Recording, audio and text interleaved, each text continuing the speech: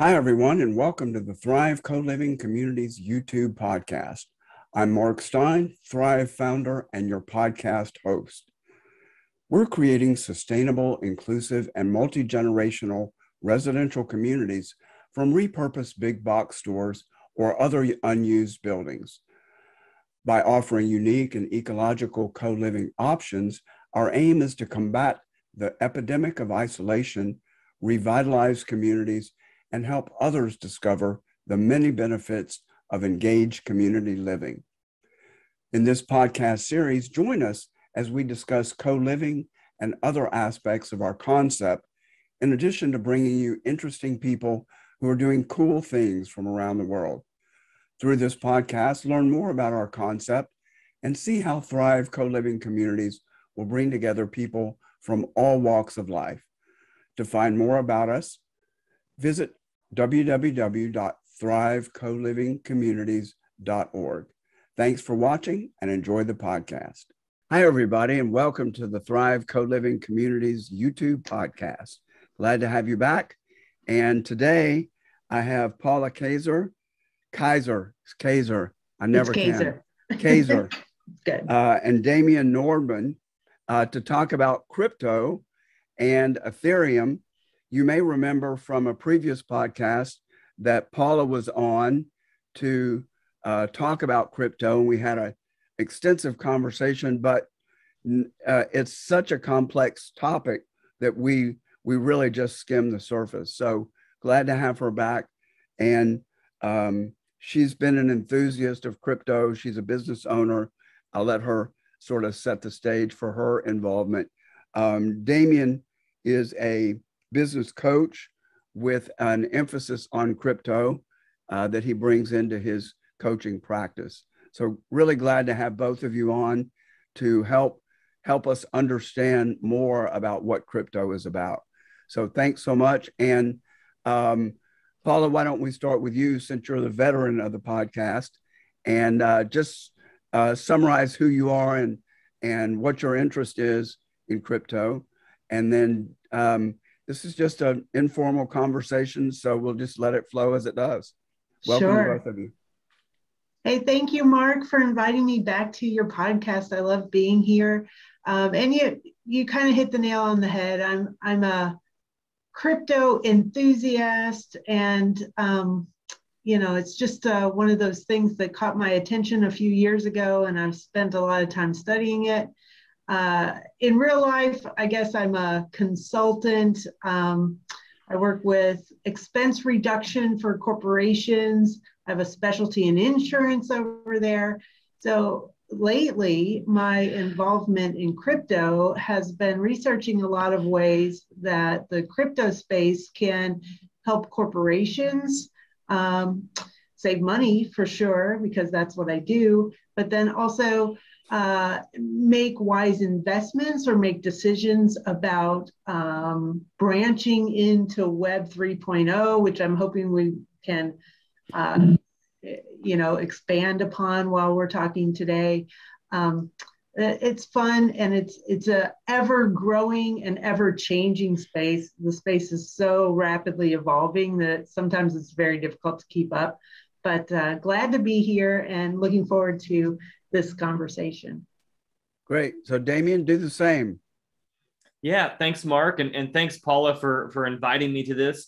So my name is Damian Nordmann. I'm a business coach. I'm a mindset coach, and I'm also a wealth mastery mentor. I love to help people increase their finances and increase their, just their ability to create what they want in life and to manifest what they want. And actually, I got into crypto at the tail end of 2020 and really didn't start doing things with it where I was earning with it until 2021. But from really just using 3 different protocols that my friend helped me get introduced to, I was able to make about $50,000 last year, not really knowing much about crypto, really knowing nothing in the very beginning. And at first, just gradually kind of working my way into it. And now, from doing a lot of my own research and following some other experts, and then, of course, having a group of friends who are really into cryptocurrency and in a variety of different projects and protocols and coins and tokens. And like Paula said, it is a massive world that literally daily is growing almost exponentially daily because of all the different kinds of things that are getting introduced to it. So it can be very overwhelming. So I actually recently started to teach people about crypto so that even if you're at the very beginning and you're just like, oh man, I'm freaked out by this, or I'm kind of scared, or I don't know where to even start because there's so much information. All you got to do is just take a few simple steps and you're in the cryptoverse. So that's a little bit of what I do. Great, thank you. So who wants to, let one of you kick this off and lead us. Usually I do, but I really think that you guys can lead us in the direction. And maybe Paula, you can suggest the way to begin since you were on before. Yeah. So I think when people are beginning to consider crypto and how it has an effect on maybe them personally or their life, immediately they start to think, well, do I invest in this? What is this very thing that we're talking about? And I've heard people get rich using crypto. Yeah, but that's kind of a sensationalized sort of view. Like, I love the functionality behind crypto and what it does for the people involved. So it kind of depends on what level a person wants to start at. Are they looking at it as an investment tool? Are they looking at it as a supportive project that makes life a little bit easier for folks? So, it just depends which way you want to go. Let's take the first one. All right. So, Damian, I know that your coaching practice and a lot of place where you spend your time is ways to make money, first of all, with crypto. So let's start there. Can you give us the top 3 or 5 ways that you see for people to make money in the crypto space? Yeah, and that's a great question. And, I think I want to make sure I clarify that, I'm not a financial advisor. I am a coach. I'm a business coach, and I work with people in a lot of these areas. I feel like I have gained a certain level of proficiency with crypto that most people don't have yet, because I've had friends who've helped me to get there and I've actually practiced in it.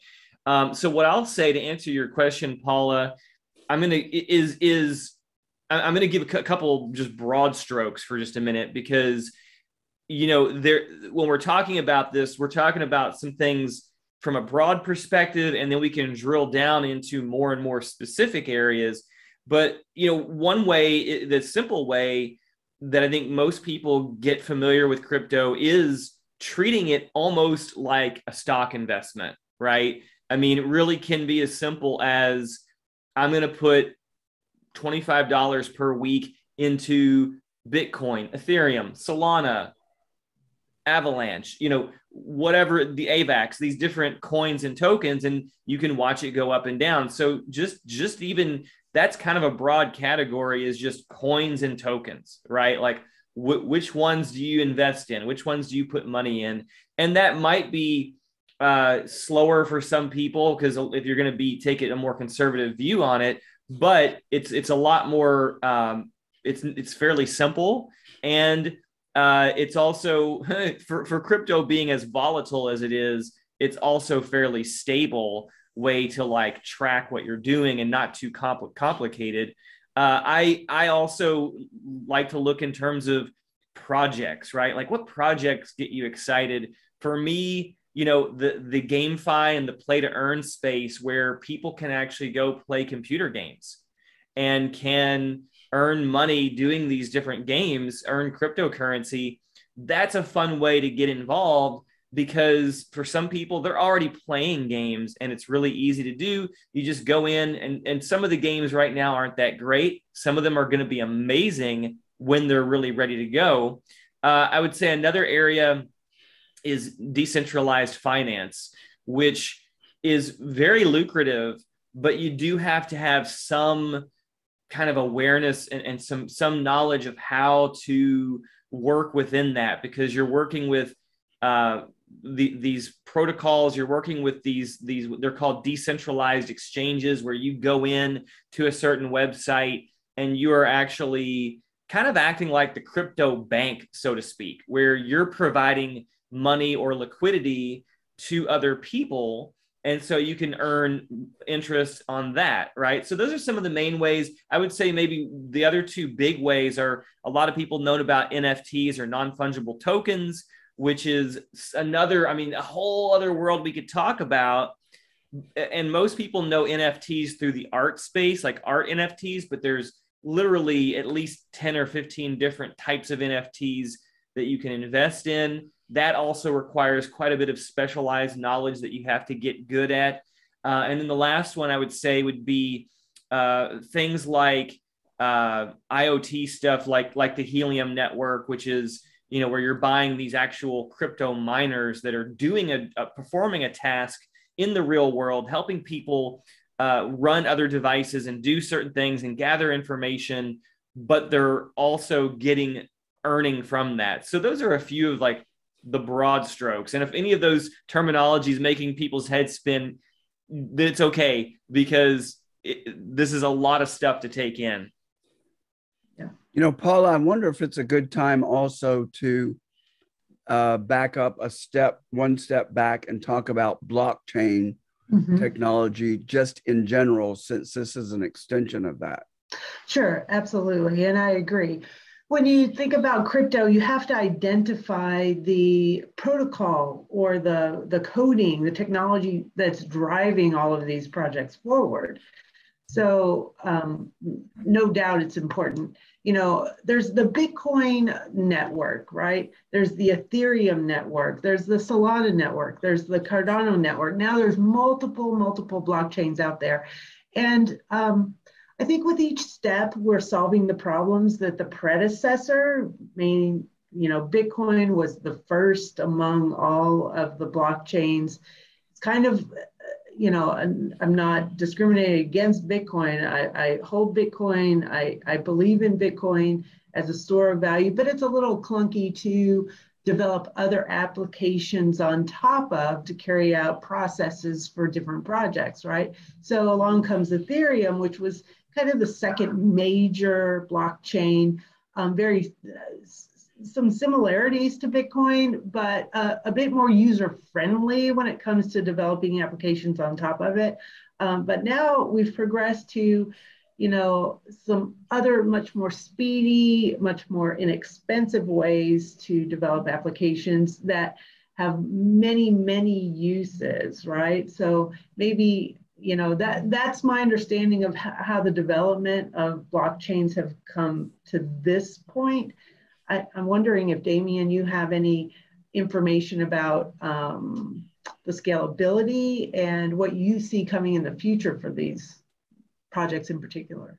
Well, one thing just to say about blockchain, and I think this gets a bit confusing for people because this is a new thing, and we're also talking tech stuff, and I'm not a huge tech guy. I can understand the basic kind of theories and the basic concepts of the tech, as I think you do as well, Paula.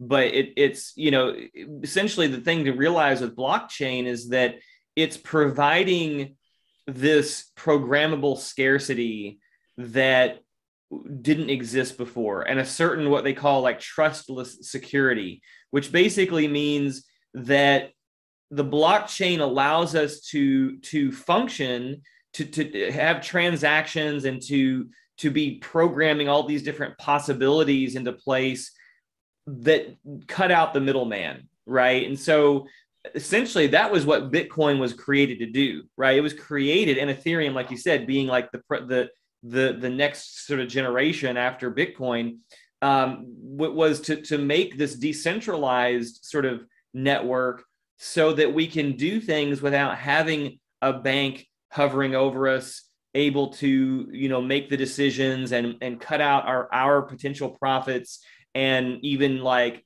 really ultimately freeze our assets if they wanted to, right? So the whole thing with blockchain is it's decentralized. It also provides a certain transparency in many cases. I mean, there are some coins and networks that are more for privacy, so there isn't as much transparency. But most of them, you can go find any kind of transaction that's ever happened on the blockchain, because it is linking many different computers together in order to kind of provide this. So, and again, I wouldn't get too caught up in if some of this is like over people's heads. Don't worry, you don't have to understand everything about blockchain to use cryptocurrency, but you do kind of want to understand that it is providing this structure that is really providing trust for everyone without there being this one central authority to have to like bow down to, and it's governing everything. Well, one great thing that I see coming to the forefront in this space, in the blockchain space, is that people will eventually be able to take control of their identity, right? One of the most powerful aspects of Web 2.0, like our regular Internet of Things that we all use every day, Google and Amazon and all those things, right? Is that they track you. They see everything that you do. And I'm not a huge conspiracy person or anything like that, but it's true. One of their most valuable assets, Facebook and all the social medias, is the data that they gather on the users. And then they sell that data and they make huge money on that data. Well, the blockchain is offering a way for people to keep their data from big tech, big corporations, governments, things, it puts you in the driver's seat, I guess you'd say, with your personal information. And, it's kind of a dichotomy, because Damian mentioned it. It's open source, right? Everyone can see all the transactions, but it's also more secure. And it's because everyone can see the transactions. Why steal data that everybody has access to, right? So I think people need to change their mindset when they think about the functionality of a blockchain in comparison to the IoT that we use every day these days. Does that make sense? Does that help, or create a lot of more questions? Nope, it does.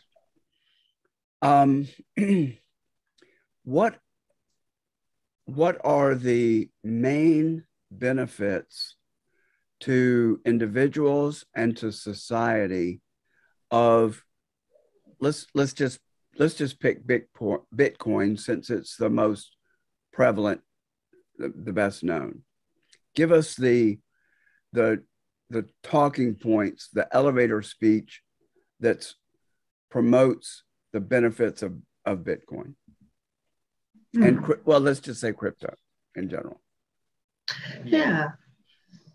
Do you want to go first, Damian? Go ahead. I was going to say we kind of have to go with crypto, because Bitcoin really is more like digital gold.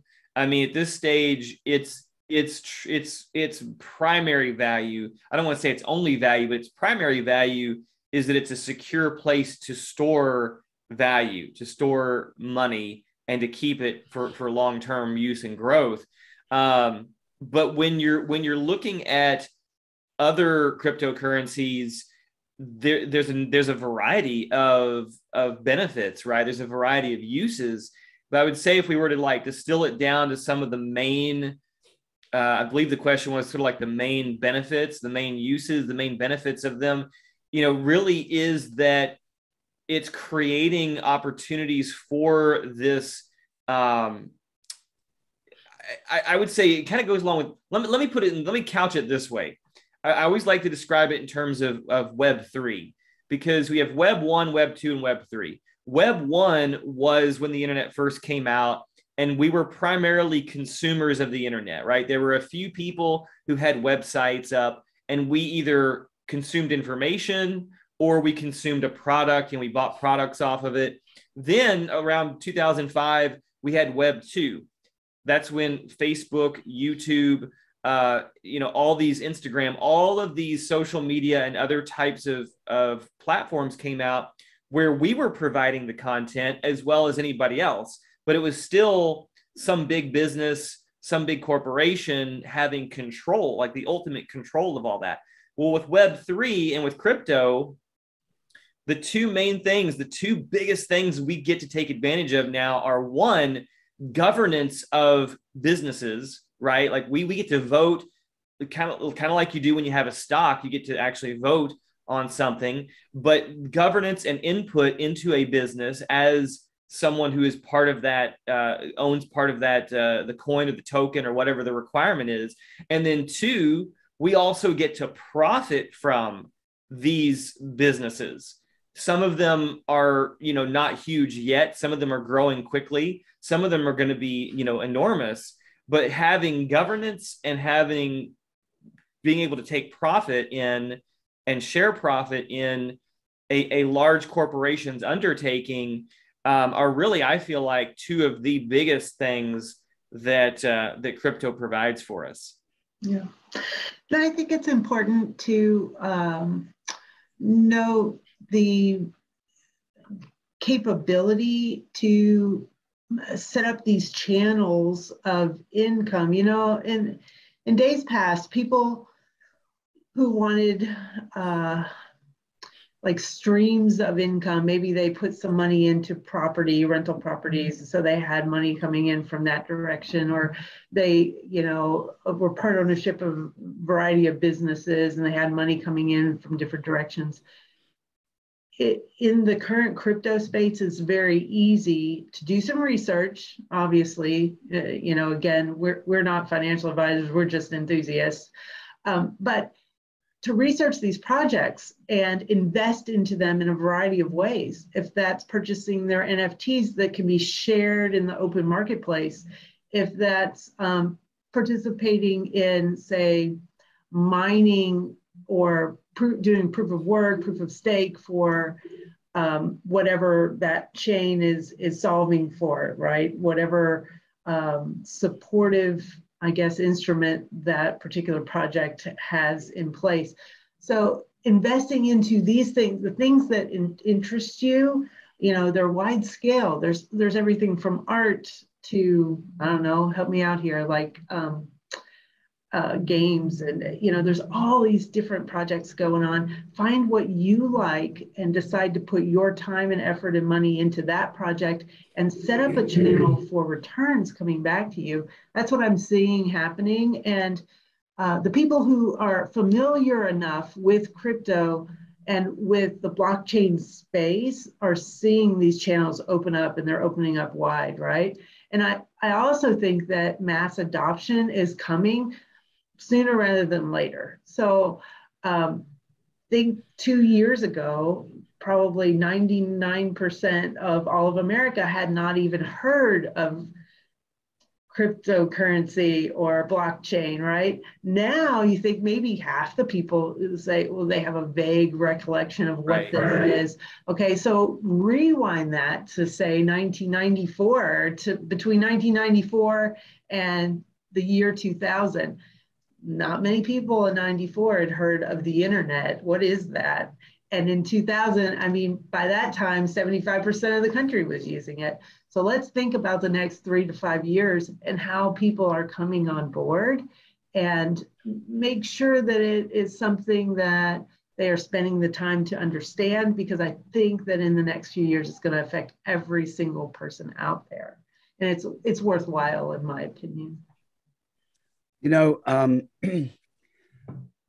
Damian, you don't know this, Paula does, but I'm a Tesla enthusiast. And in the Tesla advocacy community, Bitcoin is like the second word out of people's mouths. So there's a lot of overlap of enthusiasm. And I'd like to share my screen. As I was shifting my attention away, I was listening, but I was putting together a graph of Bitcoin's price over their lifetime compared to Tesla's price. Let me just share my screen. This is their stock price. So look at this. Tesla on the left, Bitcoin on the right.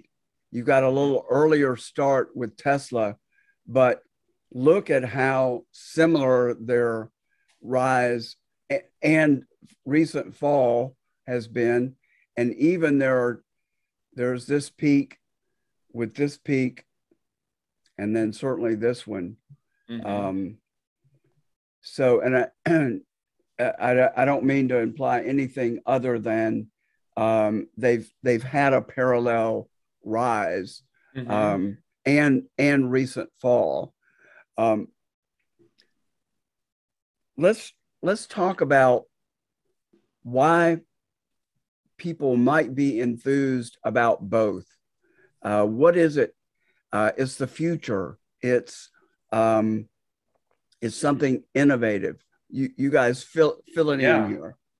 Oh my gosh! Oh, I love this. I'm a Tesla enthusiast as well, and I'll just be totally honest. I have quite a bit of stock in Tesla, and I think the biggest things kind of are very. There's a lot of parallels in that A, they're both a lot about technology, but B, they're also both about financial freedom and helping ultimately helping the world to evolve to a place where because really, I mean, I don't know how much you know about the history of the electric car, but oil companies crushed the electric car time and again. Every time someone tried to make an electric car, it just would get bought up. They'd get, bullied. Plans would be destroyed. The cars would be destroyed.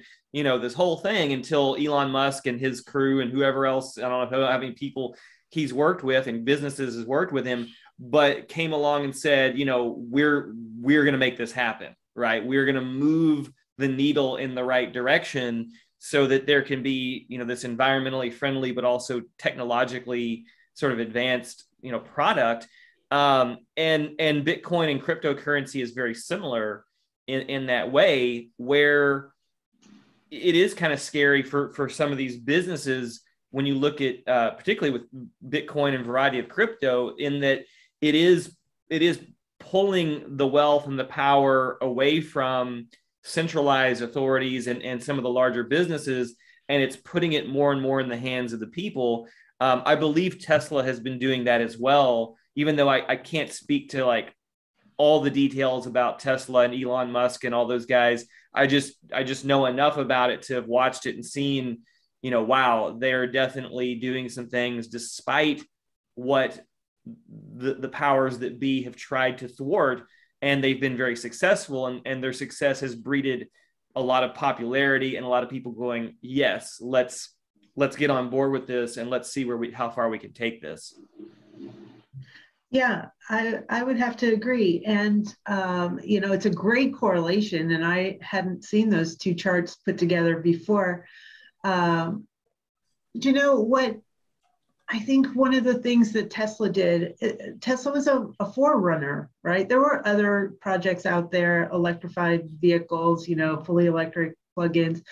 But now it's hard to find a car manufacturer, a brand name out there that's not putting forward a total fleet of electric vehicles. It's kind of like Bitcoin. Bitcoin was the forerunner. It was the one out there blazing the trail, whomever is responsible for the launch of that code. And now all these projects are using that as a base, using that technology and using the concept to build project and improve and improve and improve and improve. So I just think it's a great correlation. And it goes to show that both Tesla and Bitcoin were truly forerunners to the technology that they brought to the people. I like to share this fact, and I can't remember if I shared this before, so sorry if I did, but back in 2008, Bitcoin was launched in January of 2009, I believe. The cryptocurrency market was $0, none, right? 2009, $0. Today, so fast forward, what are we, 13 years into cryptocurrency being a legitimate thing, the total space market cap, it hovers around $3 trillion, okay? So in my opinion, something that has grown from 0 to $3 trillion in a decade, or maybe a bit more, a decade and a half, isn't going away. And it is absolutely something that if anybody's watching that has parents or grandparents or kids, it's a cross generation. And I think it's changing the world the way that the internet did in the late 90s. So, yeah. Elon and Tesla did invest significantly in Bitcoin. I believe it was last year. It's a very small percentage of their total holdings, but they did it to reduce the loss of value of cash and hold a certain amount in Bitcoin. And I know that other businesses, even traditional businesses, are considering that the same way, since the value of cash can be argued decreases over time. And then I'm not really familiar with the origin of Dogecoin, but I believe it started as a joke and then got some traction. And I don't know if you guys know it, but Tesla has put some of their merch on sale only to be purchased with Dogecoin. Elon's really been supporting Doge, supposedly because the mining of it and the production of it is a little lower intensity in terms of energy use. And that was why one of the reasons that he stopped investing. And I think originally, at one point, I believe it was last year, you could buy a Tesla with Bitcoin. And he backed off of that based on some concerns about energy use of Bitcoin. I don't know if we're going too far into the weeds to talk about energy usage, but maybe let's talk a little bit about mining Bitcoin, and the energy usage and that whole debate. Sure. You can't really get away from that when you talk about crypto. It does use electricity to run these miners, and so energy efficiency is a situation. I'm aware of quite a few projects where industry who have excess energy produced by their whatever mechanism they're performing. So let's say somewhere in Texas, they've got an oil refinery that has burn off of gas. They're actually in some places capturing that burn off and turning it into electricity so that they can fuel their miners, so they really aren't having a burn off of excess energy, right? So it is an argument, and I think using solar and wind power and all of these things, there's also some wind farms that are using whatever excess to power miners and things like that I've heard of. I don't know a lot about the subject, but it's worth talking about. It's worth discussing. And there's a state that I'm aware of that also gave incentive because of their low energy prices to Bitcoin mining farms to be set up within the state as a tax incentive to lure them into the state and give them cheap energy prices to fuel the miners. So, it's a big topic. Damian, do you have any ideas? Oh, yeah. Yeah. So I'm getting a little bit of feedback there. Okay, so two big things I want to say about this. The first one is that I'm seeing that the crypto evolution, the evolution of cryptocurrency, kind of like what Paula was describing, it's actually stimulating people to become more innovative and go ahead and get on green energy a lot faster. I mean, again, we can go back to the oil companies and all the industries that come from that, for many years really tried to stymie green energy because they want to keep the money in their pockets and flowing to them. It's just simple economics. I mean, it's just no conspiracy. It's just greed, right? It's just greed. It happens.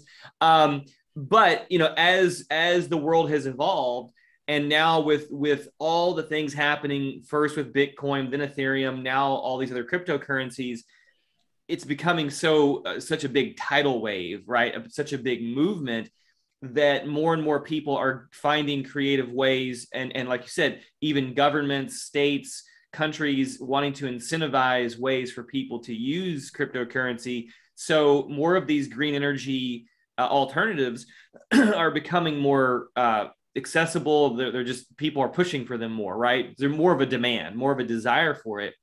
Then the second thing it's important to realize is that it's really the biggest energy hogs of crypto are the proof of work mechanisms, which Bitcoin is still using. Ethereum has been using, but they are trying to switch over to Ethereum 2.0, which would be a proof of stake mechanism, which doesn't use as much energy. And here's why. And most new cryptocurrencies use something other than proof of work, whether it's proof of stake or some variation of it, proof of authority, proof of coverage, all these different things. But proof of work, the way it took me a while for someone to actually explain this to me, but the whole problem with proof of work is basically you have to have computers, literal computers, right? Physical, like whether first we were talking about desktops, then we were talking about much larger computers in rooms, using high-speed graphics cards and all this sort of thing, doing all this work, because what were they doing? They were trying to guess these random numbers that the Bitcoin protocol was creating, that once they solved that number, it would open up more Bitcoin and make that Bitcoin accessible to the pool of money, the pool of currency that was available. And the idea was that each kind of block along the blockchain would get harder and harder to solve. So it would take longer and longer to unlock and release that Bitcoin. That's why, all of the Bitcoin that we have, it'll be later, probably now later this century. It was going to be next century, but later this century before all of it's available, even though most of it has been mined. So it's kind of a crazy concept that we're having all these computers, like all they're doing is guessing numbers, right? Like, and so that's kind of the downside to proof of work, is that it was requiring and is requiring a lot of computing power to do that. However, most cryptocurrencies are not operating on that anymore. They're either using proof of stake or something else that is a much more eco-friendly, less energy usage way to let the currency come into being and to become viable and all of this sort of thing. So there's a huge evolution that's going on. And so anybody who thinks that, we're just destroying the environment with all these crypto miners and whatnot, well, it's not really true, because again, we're unlocking a lot more green energy as a demand for it expands, and B, there's going to be less and less actual proof of work happening that's going to demand so much energy from an actual computer to do that.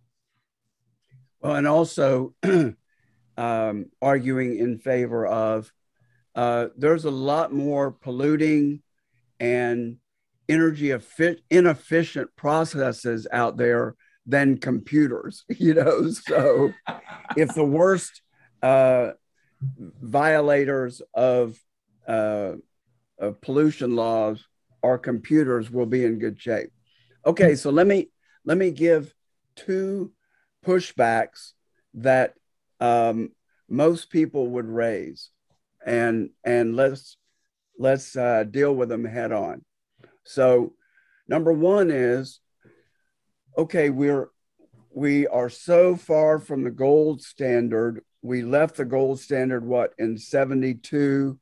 Our currency is no longer backed by gold. And now we're with crypto, we're moving even further away from any sort of physical anchor of the currency. And I think that when I've heard some crypto advocates talking about the need for Bitcoin, they start with a criticism of moving away from the gold standard and moving further and further into this esoteric connection between currency and gold. So now we're moving even further away with something that's more intangible.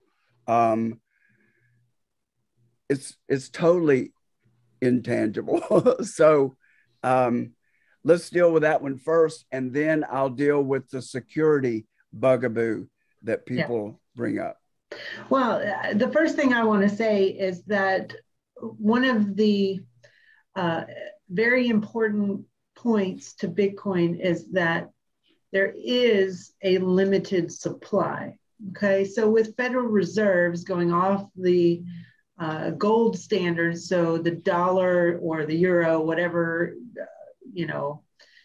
fiat currency a country uses for the store of value, if it's not tied dollar for dollar to gold, then they can just print it whenever they choose to. And what does that tend to do? It tends to devalue. The more you have of something, even if we had more gold, the more we have of it, the less valuable it is because it's out there. Well, the one thing that Bitcoin did was put a limited number of Bitcoin ever to be produced ever. So in essence, it is a storage of value because of the limited nature of it. And I welcome Damian's ideas about that. And what's the limit? And what's the limit? I think it's 21 million Bitcoin. I think you're right. Yeah, 21 million eventually will be, and about 84% of that has been actually mined to this point.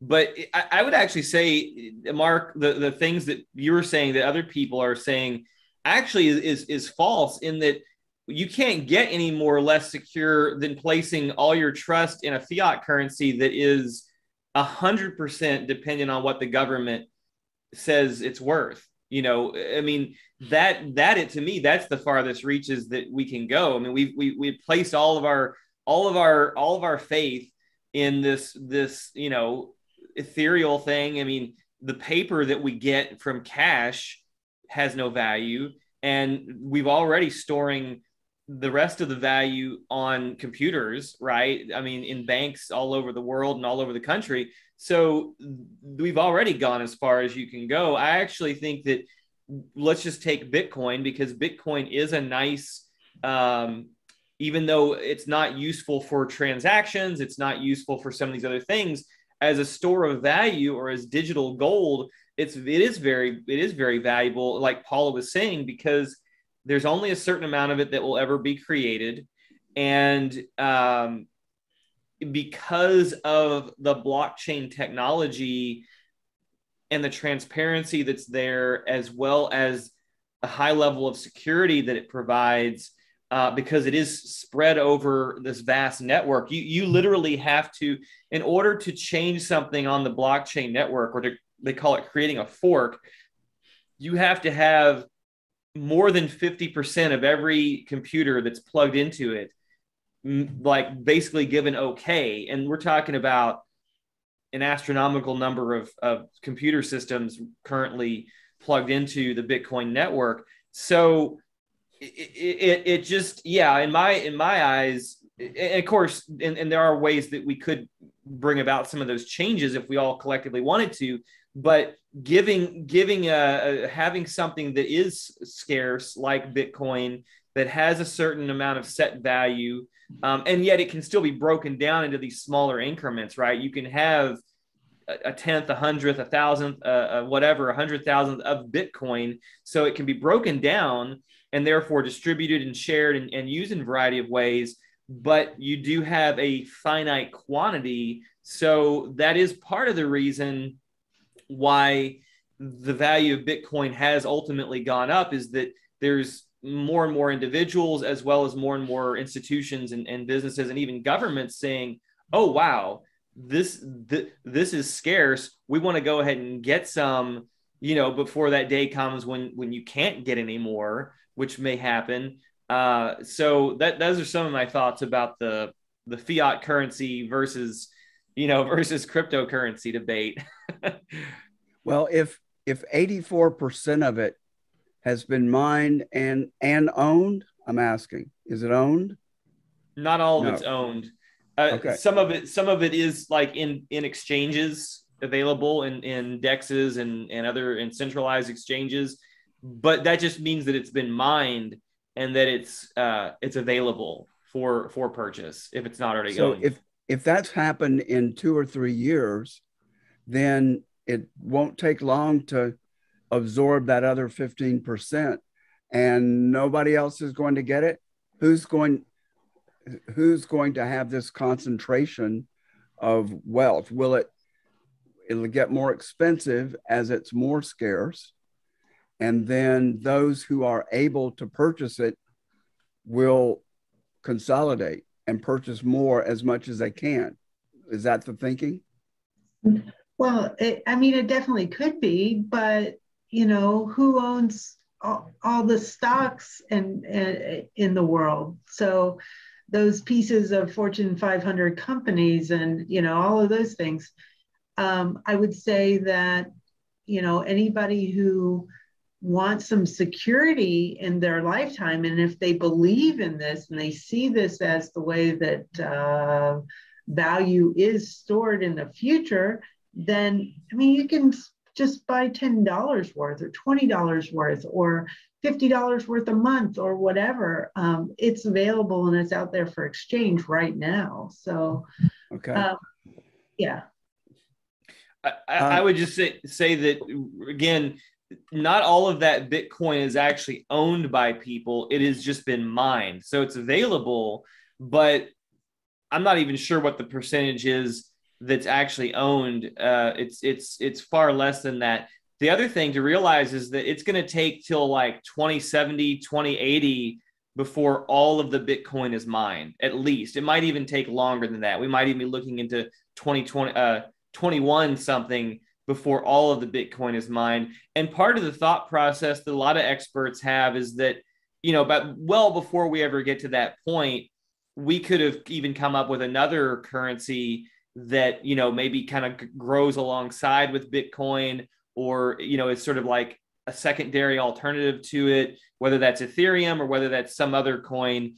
I think we're going to see so much evolution in the space that there will be plenty of ways for people to have this store of value. I think some of it's already available. And I think in the next 10 to 20 years, we're going to see so many ways this is going to evolve that, there's never going to be a real problem with it, like anybody just like owning all of it and taking all the power away or something like that. And look at how quickly new iterations have evolved, new products out there. Okay, let me hit you with the last one, and that is this thing, the way it's built, it is so beautiful. It's hack proof. Nobody can hack Bitcoin or the blockchain. It's just impossible. And we say that today. Let me just give it a current day reference. We're in the first 2 weeks of the war with Ukraine and Russia and growing numbers of countries in the world. And Anonymous has just threatened Russia with as much hacking and attacks as they can pledge. And other hackers have volunteered. They're taking sides. Most of the ones that we hear about seem to be attacking Russia points of entry. So We had Bonnie Stith on not too long ago talking about cybersecurity, and the question from a business perspective, not crypto, but business perspective, is how can we prevent our business from being hacked? And of course, she said, it ain't going to happen. There is no way to protect yourself from it. So I understand due to the structure that it makes it more difficult, but talk about security and why it is impermeable as a tool. So somebody that I listen to all the time has this as one of his catchphrase: not your keys, not your crypto.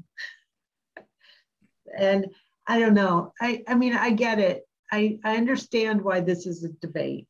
And I know Bonnie and I know her stance. And I understand why she has that stance. But I also work with corporations and individuals in their insurance lives. And I know that corporations are paying thousands and thousands and thousands of dollars for their cybersecurity policies because there's a constant stream of breaches. And, you know, you could find a news topic almost any day of the week that says, you know, this company was hacked and all their security, their data was stolen. You know, it's never ending.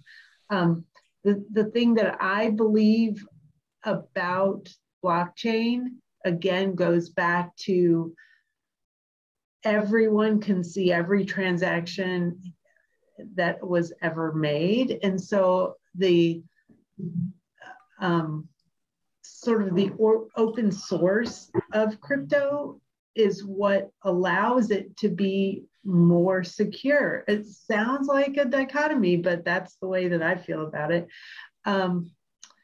And the fact that you as an individual have control over your passwords and your pneumatic phrases and all of these things,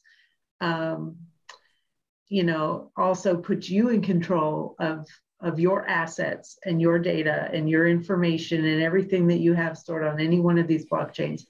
And, you know, I feel better as a consumer and as a citizen if I have control over everything that I'm participating in.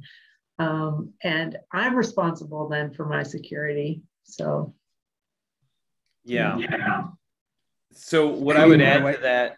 Yeah, go ahead. What I would add to that is, so for one, it's important to realize that just like the lady you all were mentioning, I mean, is right. I mean, ultimately anything is hackable, right? I mean, at the end of the day, if someone wants it bad enough and they have enough time and they get enough computing power, enough skill, they can get into it. But realizing that huge corporations, huge banks are already experiencing this, right? So this is, so moving over to blockchain, that's not any different, right? You're still, you know, you're not going to get any less secure because all these big corporations are already getting hacked. And yes, really good blockchains are more difficult to hack because of how they are set up, because they're sharing data with each other and they're verifying everything. And so it does require either a bad blockchain, and there have been some blockchains that have been poorly created, or like a really good hacker to get in there. That's one level. Another thing to consider is that this goes to what Paula was saying, right? When you have your own wallet, right? Your individual wallet is even harder to hack in many ways than, like, let's say a decentralized exchange like Orca, or, you know, one of these other ones that are out there, because you have all your own keys, you have all your own stuff, and you're just one person, right? So when you don't have your assets put in, when some of your assets are pulled off of investment platforms and in your own wallet, or, you know, you can even get a cold storage wallet, which if you're just storing coins and tokens and whatnot, and you have to have that like in plugged into your computer to make your wallet work. And so that's even more levels of security. So you've got many different ways to secure your assets when you're working on blockchain technology, whereas you really just kind of have to leave it up to your bank or your TD Ameritrade or your lending, your trading platform when you're going centralized. And then the other thing is to keep in mind is that those centralized platforms can have control of your money, right? So whether you're talking about Chase Bank or TD Ameritrade or Robinhood or, name whichever one you want, if you have assets tied up in there, and for any reason, like if there's a bank run, or if there's anything else happening and they want to freeze everything, then they can do that. They have the authority to do that. When you have command and control, whether it's in your own personalized wallet, a cold storage wallet, or even on a decentralized exchange, you have much more control, much more ownership, and also ultimately, I believe, more security. I mean, you're never going to be 100% secure, but that's living life. I mean, I could get hit by a car later on today, and if that's gonna happen, that's gonna happen. I just have to drive safe and choose my routes wisely and pay attention, right? So that's my 2 cents about that. Got it. And let me just say, and then let's wrap up and give people a way to contact you guys. I think that the only reason that it would be worse with crypto is that just hearing you guys talk, because you believe you have a level of security that's beyond normal security, then I think it would hit crypto owners harder, because you have that feeling of security from your beliefs about the platform. Anyway, I really want to thank you guys for coming on. Paula, thanks for coming on again. Thank you. And let's give each of you a chance to share how people can get in touch with you and why they would want to. Go ahead, Damian. Sure. So you can find me link. Go ahead. I might have been frozen. You were frozen there for a minute. Yeah, no. So I'm a business coach, a wealth mindset mentor, and best way to really reach me is just go to my Facebook profile, which is Damian Nordmann, DAMIAN NORDMANN, Damian Nordmann. Just go to my Facebook profile, send me a direct message, and I'm happy to help you out with whether it's learning more about crypto or just in general learning about how to create more wealth in your life. Or if you have a business and you want to upscale your business, I can help you with that as well. And they can sign up for your class on crypto, right? Yep. Yes, indeed. Great. Paula, Yes. What about saving money on some basic business processes? Sure. Yep. So I help corporations out there take a look at their expenditures across all lines. We can look at 40, 50 different expense categories and take to market and find the best deals out there. You can find me on LinkedIn or Facebook, Paula Kaeser. Kaeser spelled Kaeser, Paula Kaeser, Facebook, LinkedIn. Be glad to have a conversation about it, explain the process a little bit more at any time. Thank you. And talk about Bitcoin on the side. Absolutely. Good. Well, thanks to both of you for participating. Very good, very interesting conversation for me. Hopefully it is for our audience. Audience members, if you want to learn more about Thrive Co-Living Communities, go to just that, thrivecolivingcommunities.org on the web. Support us on Amazon and your Amazon purchases. And if you, well, let me just tell you really quickly, go to smile.amazon.com and you can designate a charity to receive some portion of your purchases from Amazon. Doesn't cost you anything. And you can support us at Co-Living Communities, Inc. when you go to Smile. And then all you have to do is just log into Smile instead of just Amazon.com. And if you don't support us and you're not using Amazon Smile, you're cheating your favorite charity out of a significant amount of money. So if you don't support us, that's fine, but support somebody on Smile at Amazon. So thanks again, guys.